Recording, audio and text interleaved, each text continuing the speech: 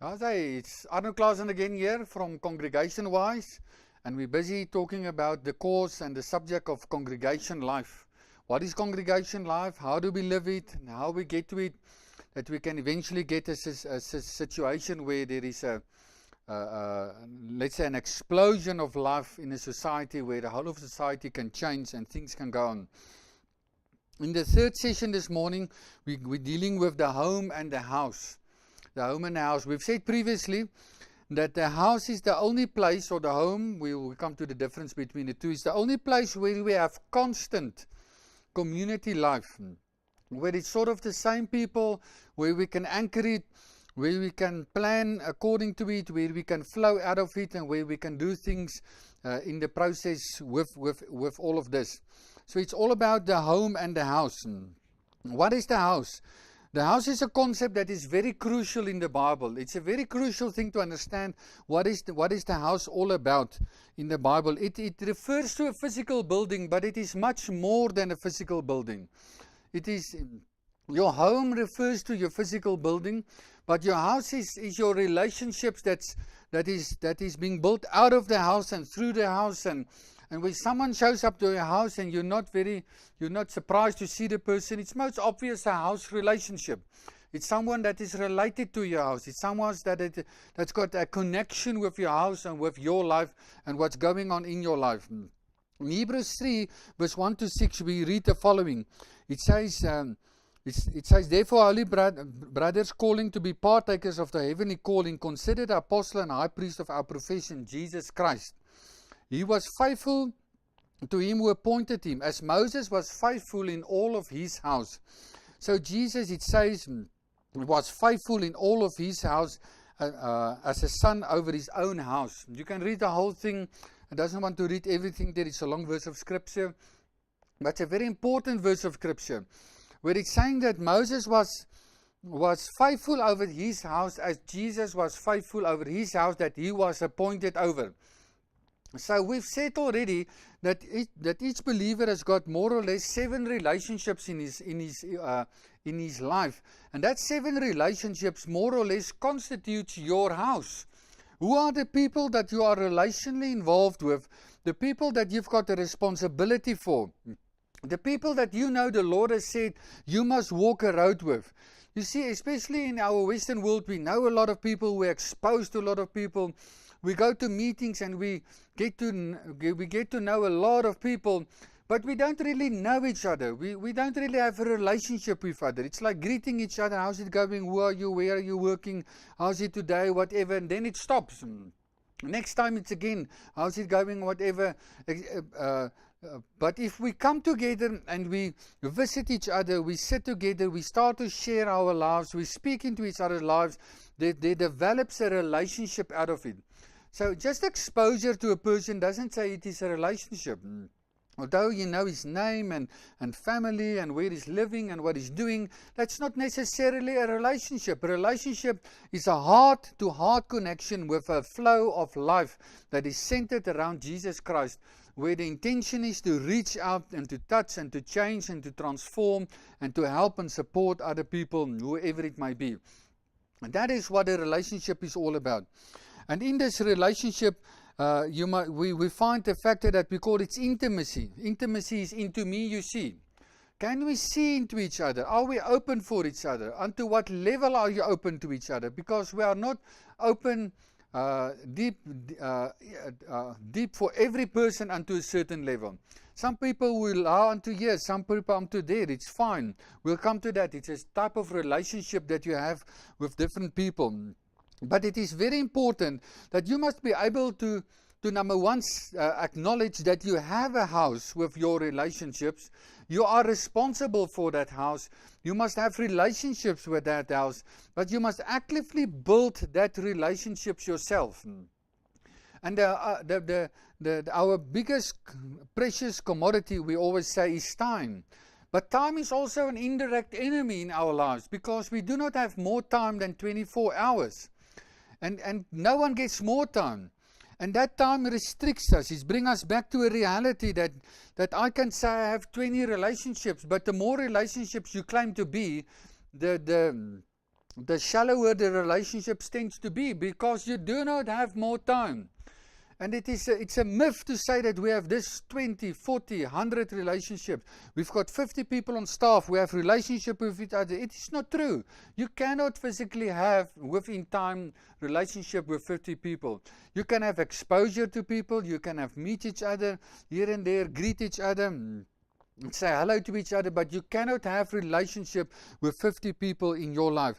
So it becomes necessary that you need to define the names of the people that you are in relationship with. You need to define who's the people that is in these 7 relationships.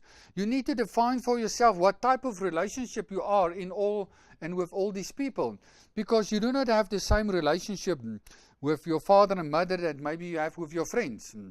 It's different types of relationships. There's a different purpose in each of those relationships. And we need to start to create intentionally certain relationships with the purpose that the relationship exists for.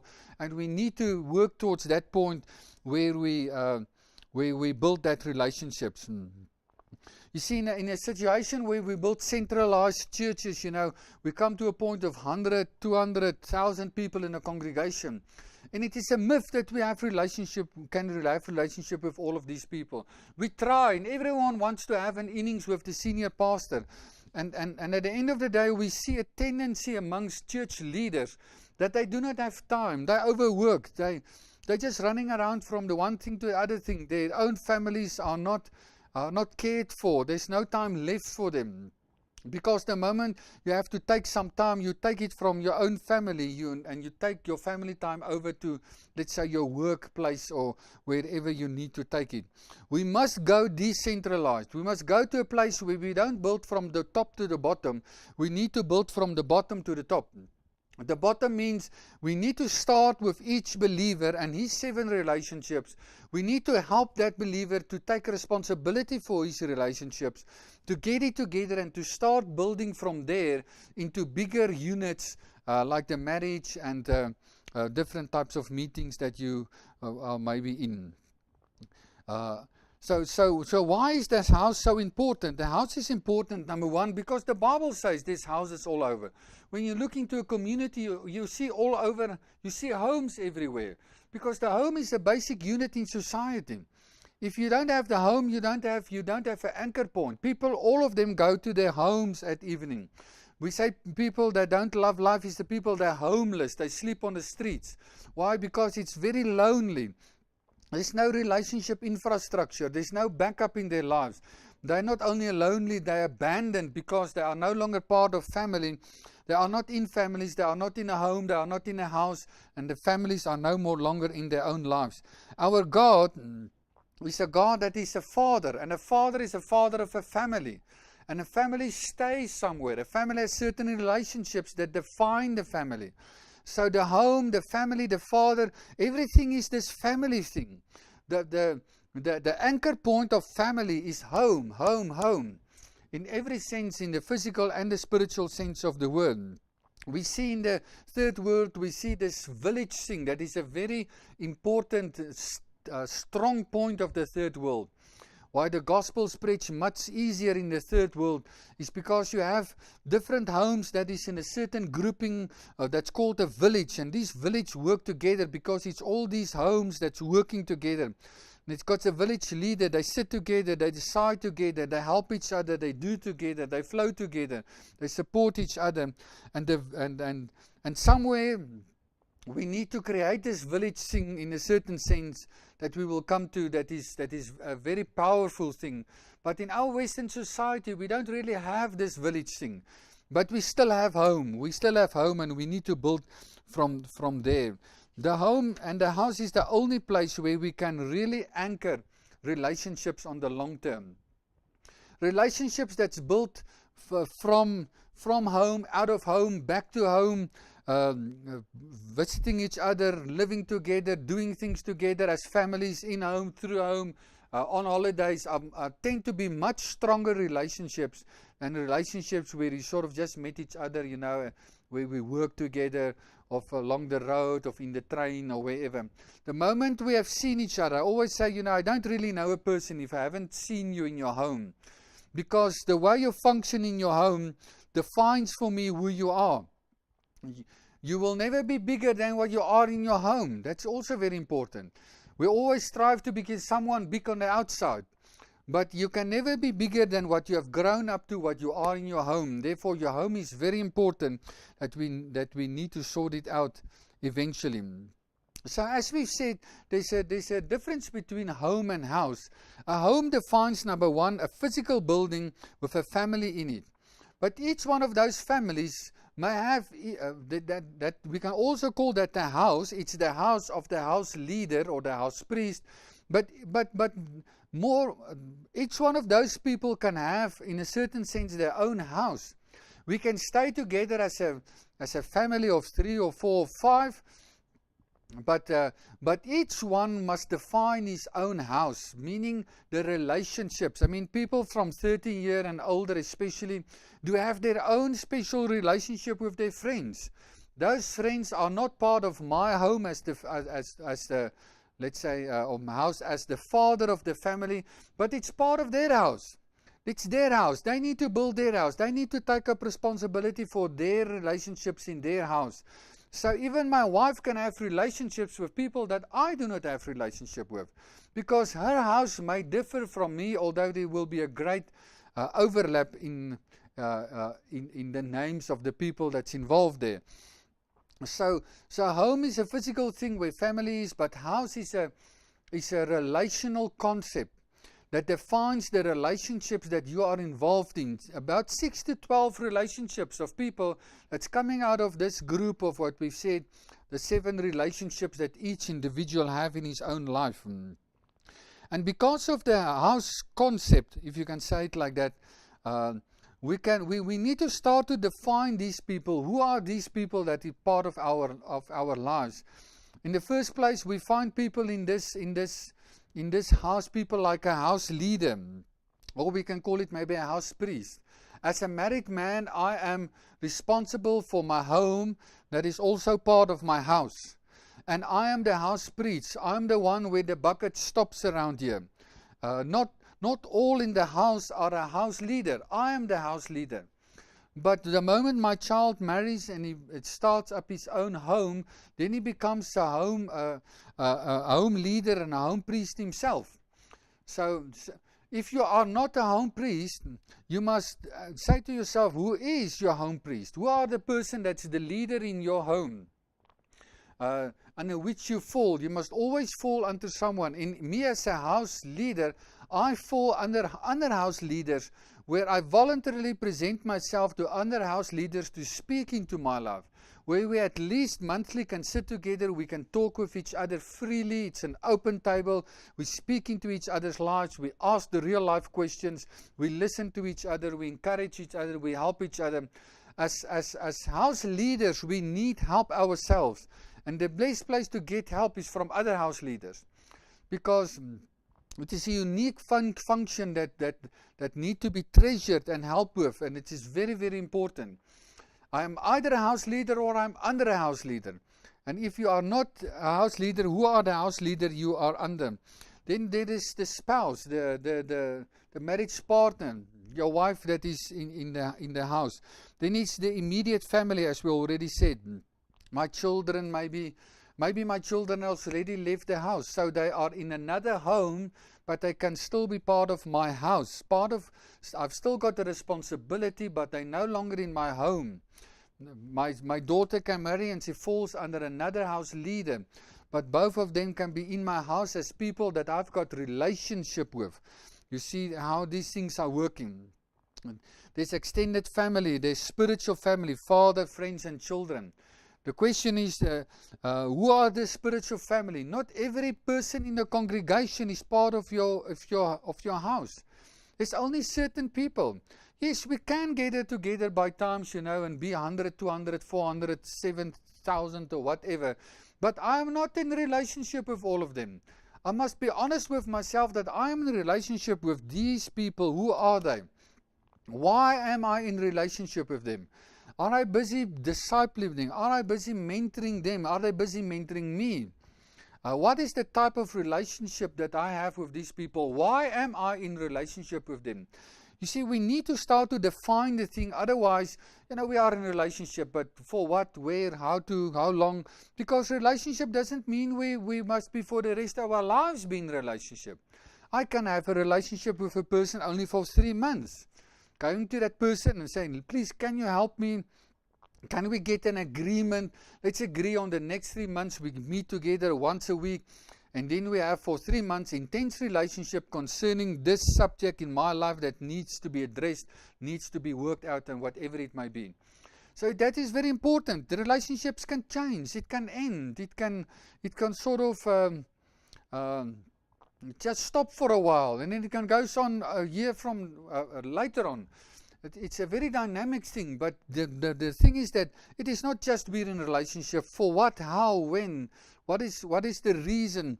How do we meet? Is it weekly? Is it daily? Is it monthly? And what is the purpose in all of this? So as we've said, it is important that we need to define who are the people that is in our house. Remember, as we've said, the home and is mostly the biological family that's still in the home. But the house is the people, all of the people who have relationship with that's part of our house. So as I say that my son becomes 13 year, he becomes more involved with society on the outside. We expect people to have relationships. And he's got his own set of relationships. He's even maybe in a relationship with an uncle or someone else in the congregation that teach him certain things, that help him in certain things. So he's got house relationships that is not necessarily my relationships. He's got a relationship with his friends. That although he's in my home, he's not married, he's maybe 13 years, he's got his house on his own. And we need to help people to think that maybe the fact that you're single doesn't say you've got a house. You do have a house. You maybe even own a home yourself, but there's only one person staying there, it's you. That doesn't matter, because your relationships is bigger than who is staying in your home, your physical home. Define the people that you're involved with, why you are involved with them, build intentionally into that relationships. Make sure that you achieve the goals that you are, what is the reasons why you are in relationship with those people.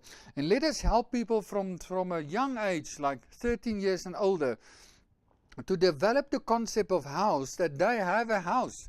They need to tell me who are the people that's in their house and why do they believe, what they're going to do about it, and how do they handle it. It's not just be in and out of relationships. Relationships is important. We need to talk about it. How do we deal with it, and how do we administrate all these relationships? So to close with, at the end of the day, I just want to say that you will find in all of these people in your life that is in your house, you will be able to define them in 3 groups. It's fathers, it is friends, and it's children. Maybe as the Bible says, it is father and young men and children. Now, there's a difference between the 3 in the Bible. It says that we all need father figures in our lives. We need people that can speak into our lives. Father figures like a Paul was a father figure that spoke into people's lives. I need to have those people that I look up to, that people that I believe, at least in certain areas, they can help me. People are not necessarily a father figure because they are perfect in all relationships. No, if there's some part or some relationship or some aspect of their lives that is further developed, that person can be a father figure in that aspect. Although certain aspects he's still battling maybe with even stuff in his own life. That's not wrong. But we need fathers that can speak into our lives. We need Barnabas friends. That are sort of young people like you, people functioning on your own level that you call friends, people that you can speak openly with, people that will be able to tell you, listen, this or that, be honest with you about your life as it is now. You need to check up this or whatever. People that are really just they're just there. They just tell you. They're just a mirror to what you live into their lives. They don't proclaim to be better or more sorted out or anything like you. They're just there because we're friends, we help each other, we support each other, we do life together. But we also need people that we call Timothy children. It's people that you take responsibility with. It's not that these people are not as important that you. It's just people that on growth level are not already have the opportunity to grow into what maybe you have grown into. Maybe you had exposure in some areas in life that made you grow that other people hadn't the exposure to.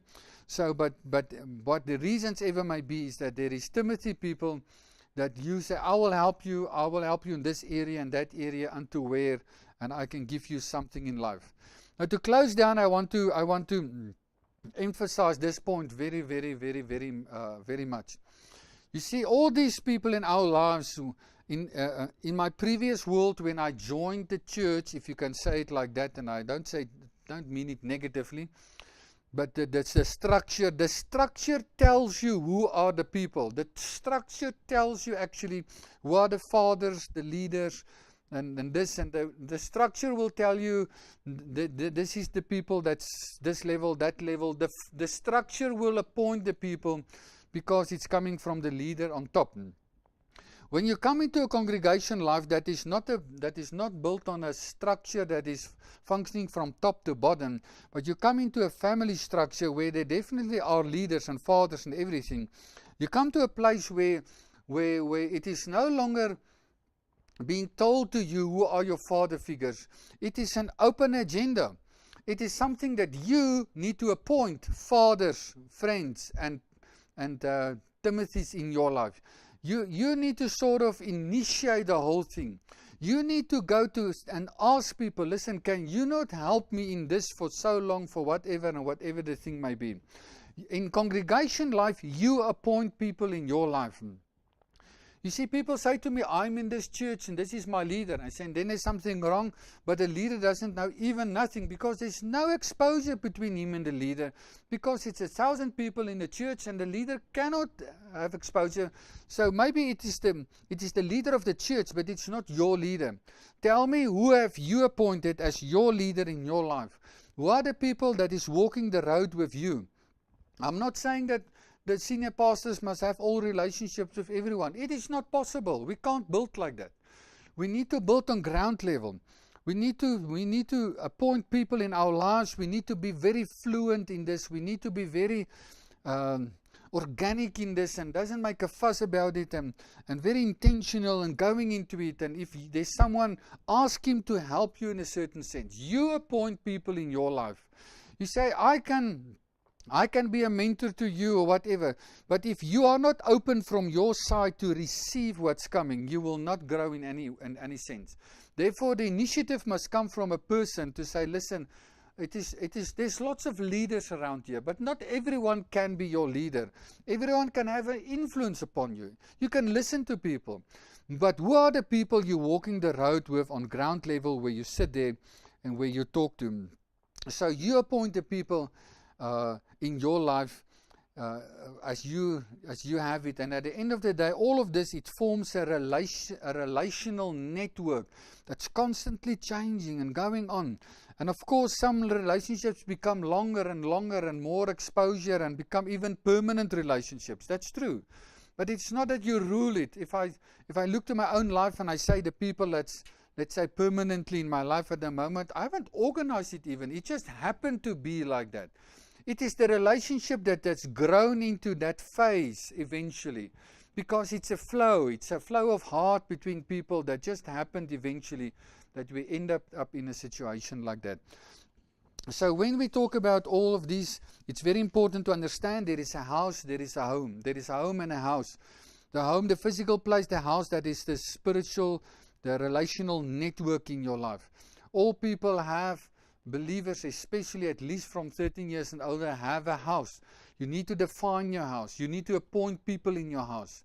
You need to know, what are we doing in this house. And the moment we start to deal with relationships in that way, we have a different congregation setup. It's no longer attending just meetings and we survive the rest of the of the day. It is having a definite plan and a program on my relationships, because congregation life is a relational thing. It is all about relationships, and it is nothing else but relationships. Yes, by chance we may have a meeting, this or that or whatever, or a project or whatever, but the heart of congregation life remains the relationships. Never becomes my home my family.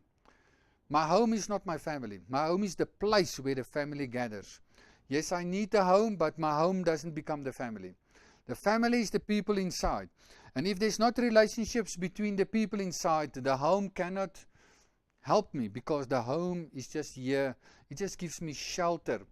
But the real thing that makes the family is the people and the relationships in it. And let's get to a point where the main thing again becomes the main thing and the only thing. Thank you very much.